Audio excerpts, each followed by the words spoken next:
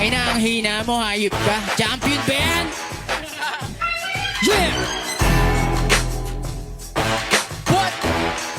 Oh! Bouncer ng Motus, ngayon ang binangga ko.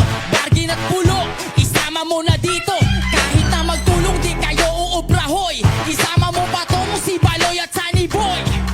M-Sight, di mo ako magagago.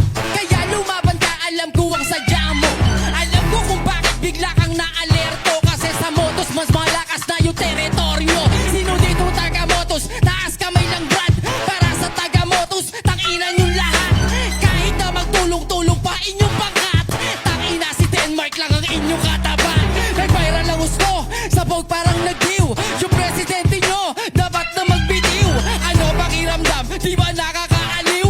Na pinanis kayo nung sinabihan yung baliw. Hindi na matanggap na pataas ng pataas. Di na bumababa sa madali na salita. Kasi yung teritoryo palakas ng palakas, habang yung motos mo ay pahina ng pahina. Sigurado ang aray, hindi lang pinuno pati mga galamay.